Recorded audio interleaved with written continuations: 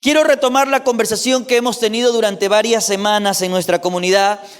Les conté que leí un libro hace, 15 años atrás. Ese libro me marcó. Su nombre, El perfil de un verdadero discípulo. Y básicamente es un breve comentario del Sermón del Monte.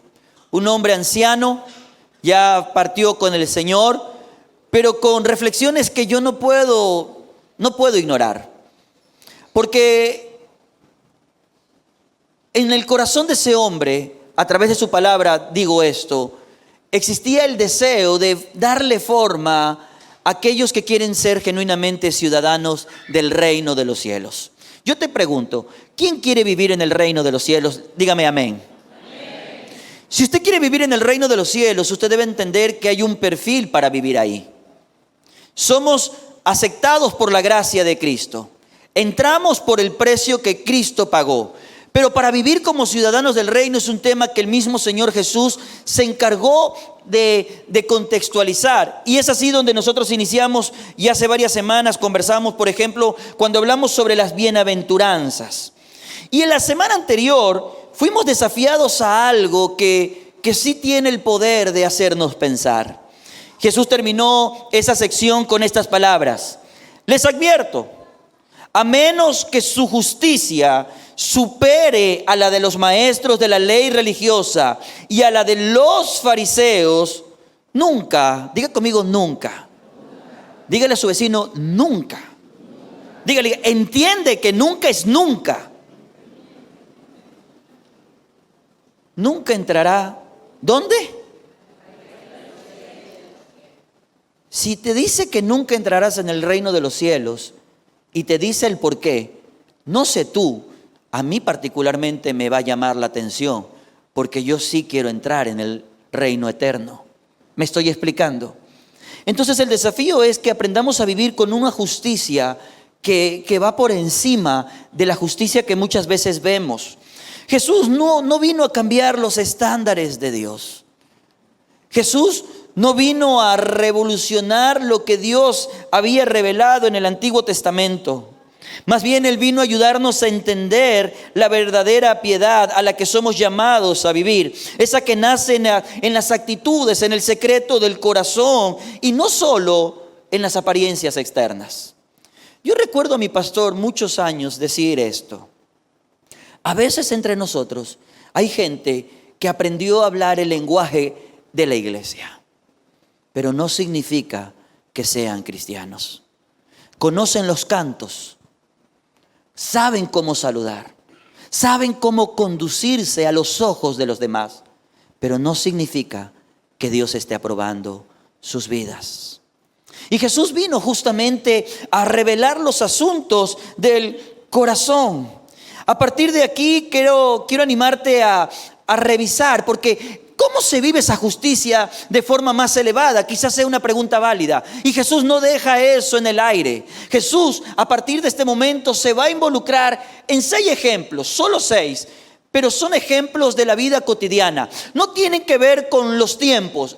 Es que Jesús habló de esto porque eran esos tiempos. No tienen que ver con la cultura. Es que Jesús habló de esto porque corresponde a lo que vivía aquella gente en aquella nación. No. Lo que Jesús empieza a hablar a partir de ahora tiene que ver con algo que siempre ha estado presente, y es el asunto del corazón. Son asuntos del corazón revelados en situaciones de vida. Y permíteme leer todo el texto de lo que será el primer ejemplo al que nos vamos a referir durante estos minutos. Mateo capítulo 5, verso 21. Han oído que a nuestros antepasados se les dijo: no asesines. Si cometes asesinato, quedarás sujeto a juicio. Pero yo os digo, aun si te enojas con alguien, quedarás sujeto a juicio. Si llamas a alguien idiota, corres el peligro de que te lleven ante el tribunal. Más de uno puso sus ojos en ¡pum!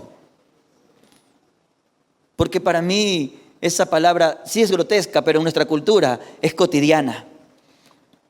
Y si maldices a alguien, corres el peligro de caer en los fuegos del infierno. Por lo tanto, si presentas una ofrenda en el altar del templo y de pronto recuerdas que alguien tiene algo contra ti, deja la ofrenda allí en el altar, anda y reconcíliate con esa persona. Luego, ven y presenta tu ofrenda a Dios. Cuando vayas camino al juicio con tu adversario, resuelvan rápidamente las diferencias. De no ser así, el que te acusa podría entregarte al juez, quien te entregará a un oficial y te meterán en la cárcel. Si eso sucede, te aseguro que no te pondrán en libertad hasta que hayas pagado el último centavo. ¿Me acompañas a orar? Padre, durante los próximos minutos, quiero pedir tu ayuda, tu dirección. Reconozco mi incapacidad de poder explicar lo que solo tú puedes revelar. Así que te ruego, Señor, que tú tomes el control, la dirección, y nuestro corazón está abierto a lo que tu palabra nos enseña. Gracias por estar aquí en Cristo Jesús. Amén. Todos sabemos lo desgastante que es lidiar con nuestras propias emociones, sobre todo esas que son complejas, difíciles, esas que tú sabes nos pueden hacernos perder en el camino. Esas emociones que pueden incluso enfermar nuestro cuerpo. Vivimos en una cultura que va de un lado a otro, que sabe oscilar entre yo prefiero reprimir mis sentimientos detrás de una máscara donde me preguntan ¿te pasa algo? Y yo respondo no pasa nada. Aunque por dentro estoy hirviendo. Sabemos ir de eso. Y a veces también nos encontramos en el otro extremo donde explotamos y nos justificamos con no, es que yo soy así. Yo sé que no te pasa a ti, me pasa a mí. Pero así es nuestra cultura también. Y Jesús, que nos está desafiando a tener una justicia más elevada que la de los maestros de la ley. Jesús, que nos está enseñando, si tú quieres vivir en el reino, debes entender que para vivir en el reino hay cosas que tienes que resolver, no tanto en la conducta externa, sino en lo más profundo de tu corazón. Jesús ahí está irrumpiendo en nuestra religiosidad, que es muchas veces una fachada, y Él aborda de forma directa cómo las tradiciones y las interpretaciones han sido superficiales en muchos momentos. Él empieza diciendo, han oído que a nuestros antepasados se les dijo. Y luego dice, pero yo os digo. Una de las cosas que tuve que hacer cuando yo leí esto es hacer una pausa. Porque cuando yo vivo mi vida cristiana y abrazo lo que aprendí y lo doy por sentado, pero luego me encuentro con lo que Jesús me ayuda a reinterpretar de lo que aprendí, a veces, hablo de mí, me he dado cuenta que disto mucho.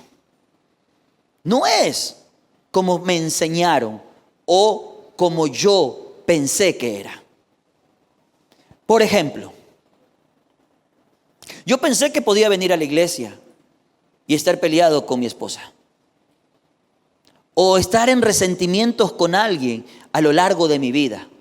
Como no está en mi día a día, yo estoy en paz. Pero resulta que Jesús me ayuda a reinterpretar todas las cosas. Jesús me ayuda a reinterpretar, y esto me obliga a ir delante de Dios con humildad y preguntar, Señor, ¿estoy entendiendo bien el evangelio? ¿Sabes por qué? Porque hay una realidad con la que a veces me encuentro. Vivo autoengañado. Hay gente que vive autoengañada, justifica su manera de vivir creyendo que está bien con Dios cuando lo que hace que dista de lo que Jesús enseña. No es exactamente lo mismo. Jesús no vino a abolir la ley. Nunca, Él mismo lo dijo. Él no vino a bajar las normas de la ley, pero vino a revelar la verdadera intención de Dios a través de cada orden, de cada principio, de cada mandato. Jesús trajo un cambio fundamental. Él trató con las actitudes, con las intenciones del corazón. Él no nos invita a tener, tú sabes, un cambio de conducta externa que se ve como una hermosa fachada que puede vender a los ojos de la gente, pero en el corazón hay cosas que no están bien. Todo lo que Jesús hablará de aquí en adelante no tiene tanto que ver con las acciones, sino con lo que ocurre en el corazón. Lo que ocurre dentro. Porque uno puede hacer todo lo que está bien y hacerlo desde un corazón ajeno a Dios. Pablo lo dijo. Yo podría dar mi vida en desgaste, en sacrificio, pero si no nace del amor, no sirve de nada. Y hay cosas en nuestra vida que debemos preguntarnos: Señor, ¿estoy haciéndolo como tú lo enseñas o como quizás yo lo aprendí, aunque no revele lo que tú enseñas?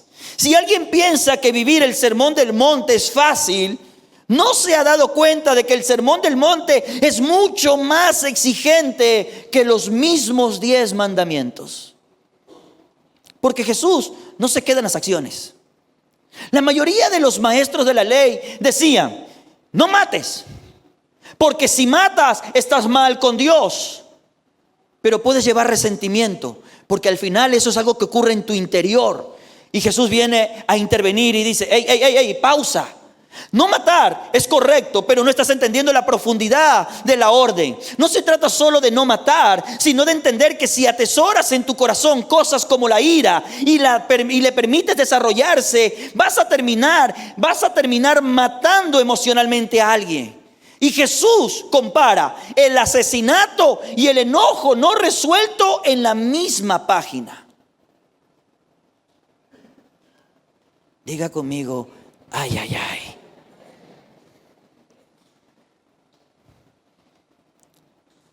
Si estás con tu esposo, tu esposa, tu padre, tu madre, tu hermano, tu hermana, míralo por un instante y dile: antes que el pastor siga, te pido perdón.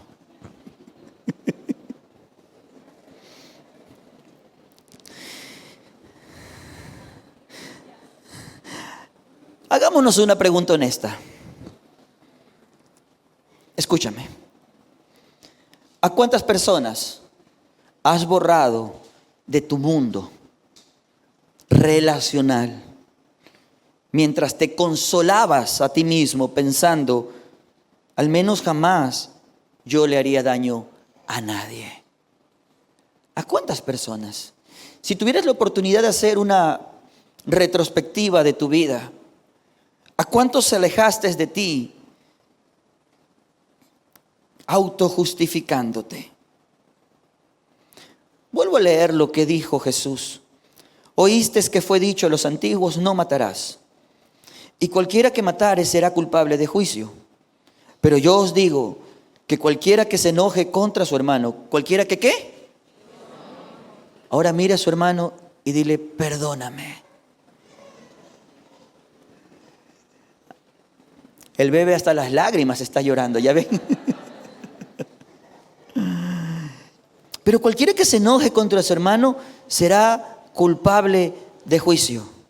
Jesús está diciendo: si tú matas, serás culpable de juicio. Pero déjame decirte, si te enojas con tu hermano, también serás culpable de juicio. Ahora, no se queda ahí. Porque el enojo, por último, es algo que puede suceder dentro de ti y a lo mejor no digas nada. Nadie lo sepa, pero en el corazón Dios conoce todo lo que ocurre y Dios sabe qué está ocurriendo en el corazón. Entonces el Señor Jesús continúa y lo lleva un paso más allá. Pero cualquiera que diga necio a su hermano será culpable ante el concilio. Porque hay momentos donde, siendo honestos, eso que está ocurriendo en el interior ya no se puede esconder y sale a través de palabras. Y decimos cosas que muchas veces no hay forma de repararlas. Ya no serás culpable de juicio, ahora serás culpable ante el concilio. Y cualquiera que le diga fatuo que es otro tipo de expresión más grotesco, quedará expuesto al infierno del fuego. Yo no sé si tú logras ver lo progresivo. En el Sermón del Monte veo a Jesús progresando en muchos asuntos para llegar al corazón del asunto, que es el corazón del ser humano. Jesús coloca el enojo no resuelto en la misma categoría que el asesinato. Nos muestra que el pecado brota de las actitudes. La ira, aunque no lo quieras aceptar, es un homicidio del corazón. Así como la lujuria es adulterio en el corazón. Y eso es algo que debemos de prestar atención. Señor, yo estoy procesando correctamente el enojo. Yo estoy procesando el malestar que llevo dentro por las cosas que han sucedido. Yo lo estoy haciendo correctamente, porque yo puedo venir a la iglesia y ya lo vamos a ver y no haber resuelto, no haber lidiado con mis emociones negativas. Eso me asusta. Hay un tipo de enojo que vale la pena tener en la vida: la ira santa. Por ejemplo, el apóstol Pablo habla de ello en Efesios 4:26. Lo puede revisar usted luego si gusta. Y es ese enojo que el mismo Señor Jesús expresó cuando vio las obras de injusticia. Y usted sabe, se enojó al punto que tiró las mesas en el templo. Pero el enojo al que Jesús se refiere no es ese tipo de enojo santo. Más bien es el enojo que llena el corazón de amargura y de resentimiento. La palabra griega que se usa para enojar es, orgizo. Y se refiere a una ira persistente, a una amargura que se va cultivando, va creciendo, se alimenta y se deja crecer sin interrumpir por dentro. Al punto que a lo mejor yo me podía sentar con alguien en la mesa, pero debido a lo que dejé crecer, ya ni siquiera tolero verlo. Ocurre en el corazón. Y Jesús no lo justifica.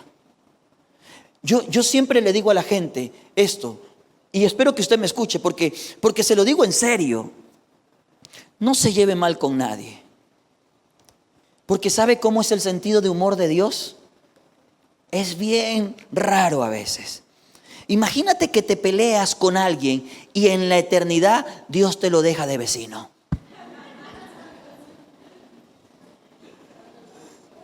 Dele la mano a su vecino y dígale: llevémonos bien, por favor. Dele la mano. Dígale: llevémonos bien, por favor.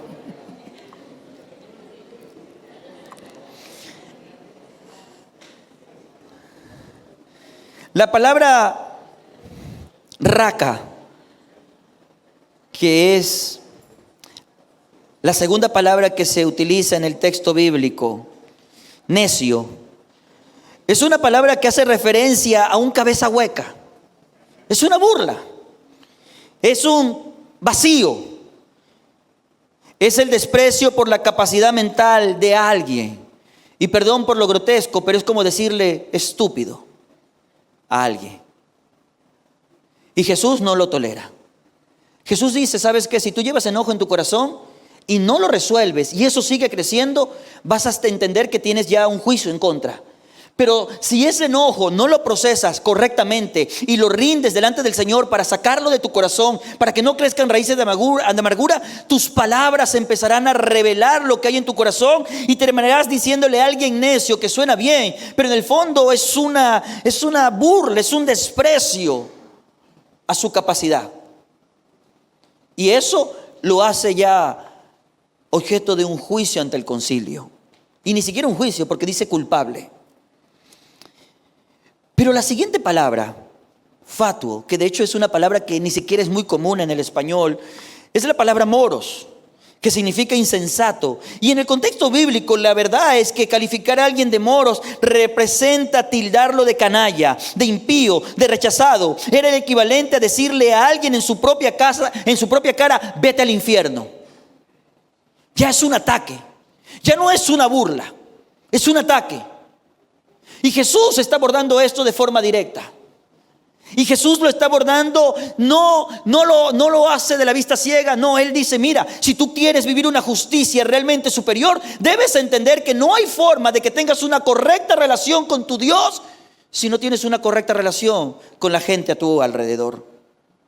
Jesús advierte que quien destruye así a su hermano se expone al genea de fuego. Y había un lugar en el tiempo bíblico, en el tiempo de Jesús, donde, tú sabes, afuera se quemaba toda la basura y era el símbolo del juicio de Dios. Entonces, lo que Jesús está diciendo, oye, si no te das cuenta de esto, tú mismo te estás exponiendo al infierno. A veces nosotros pensamos que lo escandaloso es lo que nos alejará del reino. Por esas razones que dice, muchos llegarán ese día y dirán, Señor, pero yo hice cosas. Tú sabes, las hice correctamente. Y el Señor dirá, perdóname, yo no te conozco. Apártate de mí. ¿Por qué un lenguaje tan drástico? Porque como el mismo apóstol Juan luego señaló en su primera carta, capítulo 3, verso 15, dice, todo el que odia a un hermano, en el fondo de su corazón, me gusta esta traducción, en el fondo de su corazón, ¿es qué cosa? Mira, yo no sé lo que pasa en tu corazón. Ni siquiera puedo decir lo que pasa en el corazón de mi familia. A duras penas trato de no autoengañarme a mí mismo. Porque el corazón es engañoso. Entonces a duras penas le estoy diciendo al Señor, ayúdame a entender que mi corazón está correcto delante de ti. Y luego termina diciendo la segunda parte en ese versículo, y ustedes saben que ningún asesino tiene la vida eterna en él. Cuando yo entiendo que el enojo no resuelto, que en el corazón el odio, el resentimiento, la amargura, si cobra fuerza, me convierte en un asesino y eso me aleja del reino de los cielos, a mí, hablo de mí, me aterra la idea de tener cosas no resueltas en mi corazón, aunque me vean bien. Me aterra. Porque Jesús no se estanca en las acciones. Eso eran buenos los fariseos. Yo lo saludé. Yo no le dije nada indebido. Yo no hice nada en su contra. Pero Jesús dice, eso véndele al que no tiene discernimiento. Pero yo, Jesús, conozco lo que ocurre en el corazón. El alma de una persona puede ser asesinada tan efectivamente por las palabras despreciativas o incluso sarcásticas como un cuerpo puede ser asesinado por un arma blanca. Cuidemos cómo le hablamos a los demás. Necesitamos entender que para Jesús hay una prioridad en la reconciliación y va más allá de la religiosidad. Y permíteme abrirte el corazón como pastor. Hay cantidad de veces donde me aterra ver la religiosidad. Tú sabes, la manera de vivir nuestra vida de celebración de iglesia con una cantidad de relaciones rotas, no resueltas. A mí me aterra, porque el mismo Señor Jesús está diciéndonos cosas que sí deberían llamarnos la atención. Él dice, por tanto, si traes tu ofrenda al altar, tu alabanza al altar, tu entrega, tu ofrenda física al altar, lo que tú traes a Dios, porque cuando vienes, tú vienes a ofrecer a Dios tu alabanza, tu adoración, tus recursos, tú vienes y traes tu ofrenda al altar y allí te acuerdas de que tu hermano tiene algo contra ti. A veces tenemos memoria selectiva, porque puedo tener algo en contra de alguien, o alguien puede tener algo en contra de mí 2 sillas más atrás. ¿Y sabes lo que Jesús dice? Saquemos la fachada de religiosidad. Si quieres entrar en el reino, resuelve los asuntos del corazón. Resuélvelos.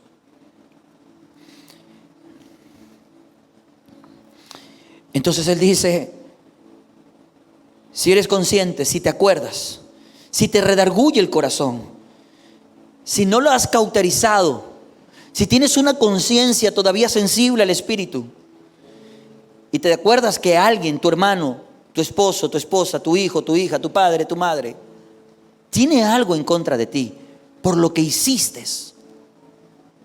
o lo que dejaste de hacer, la orden es clara. Deja tu ofrenda, ¿dónde? ¿Dónde? Ahora, ¿por qué dice déjala delante del altar? Porque si te la llevas, no regresas. Esa es la verdad. Es más fácil huir que enfrentar las conversaciones difíciles. Es más fácil huir que aceptar que nos equivocamos. Y eso está mal.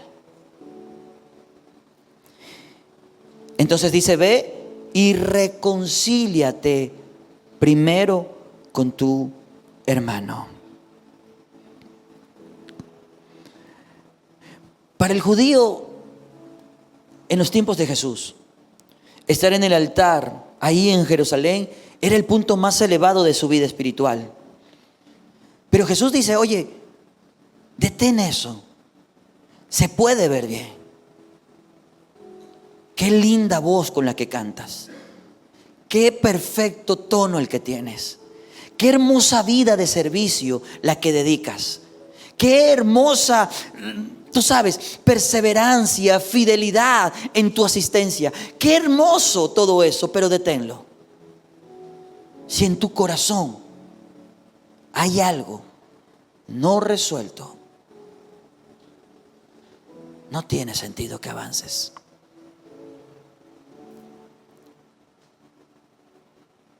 No te engañes. Cualquier ruptura en nuestras relaciones interpersonales afecta de manera directa nuestra relación con Dios. Dios no aceptará la oración, la alabanza, nuestro servicio, cuando sabe que hemos herido a uno de sus más pequeños. Si te niegas a encontrar la paz, no significa que todo tenga que ser como fue alguna vez.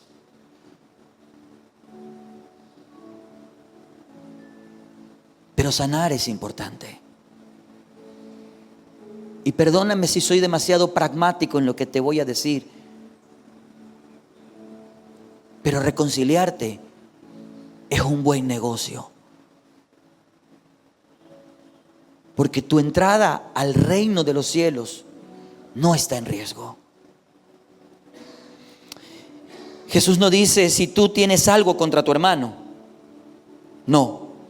Él dice si tu hermano tiene algo contra ti.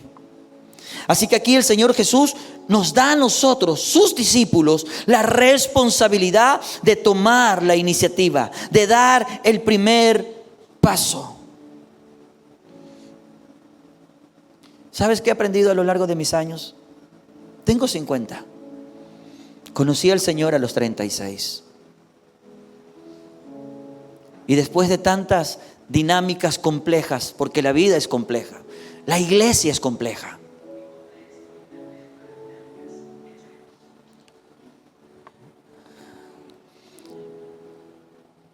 He aprendido que perdonar es mi mayor necesidad. Entendí que Jesús decía, perdónanos como también nosotros perdonamos. Y lo dijo junto a la petición, el pan nuestro de cada día. Entendí el valor de las palabras de Proverbios, sobre toda cosa guardada, guarda tu corazón. Alguien me dijo, el que más ama, primero perdona. Y dije, Señor, enséñame a amar. Y cuando entiendo lo que Jesús me está diciendo, ayúdame, Señor, a trabajar en ello. Porque Él dice, ¿de qué te sirve presentarte en el altar si tienes cosas no resueltas en tu corazón? Hay una urgencia sobre el ultimátum de Jesús. Verso 25 y verso 26 dice, mira, ponte de acuerdo con tu adversario pronto, entre tanto que estás con él en el camino. Cuando iban a un juicio, para que entendamos, el acusador y el acusado caminaban juntos hacia el juzgado. Eso era parte de la tradición, la ley. Entonces, ese traslado, Jesús dice, no lo desaproveches. Ponte de acuerdo. ¿Y sabes por qué? Porque si llegan ahí y tu adversario, el que te acusa, te entrega al juez y al alguacil, serás puesto en la cárcel. Y de cierto te digo que no saldrás de allí hasta que pagues el último cuadrante. Y la pregunta es, ¿quién puede producir estando en prisión? Hay cárceles que nunca deberían conocer. La amargura es una de ellas. Te hago una pregunta.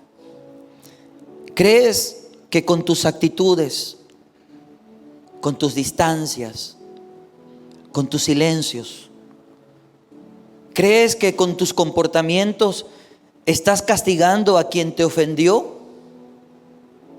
¿O es que acaso la amargura ya construyó tu celda?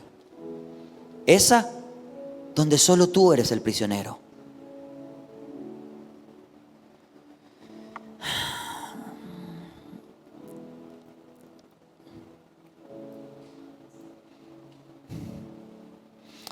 No postergues tu reconciliación.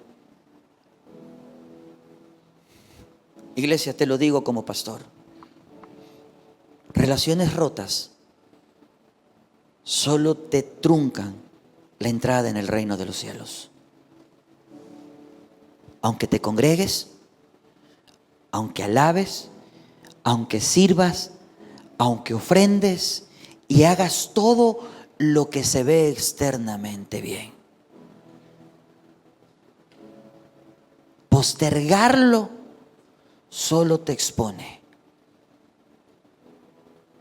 Mi desafío para ti: vive con un corazón sin cuentas pendientes. Mi desafío para ti: sale esta semana, vuelve a construir un puente que te libera a ti. No cuesta mucho decir, perdón, me equivoqué. No cuesta mucho decir, me equivoqué, lo siento.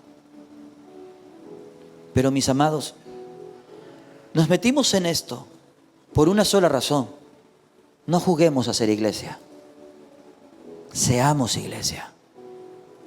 ¿Puedes ponerte de pie conmigo un momento?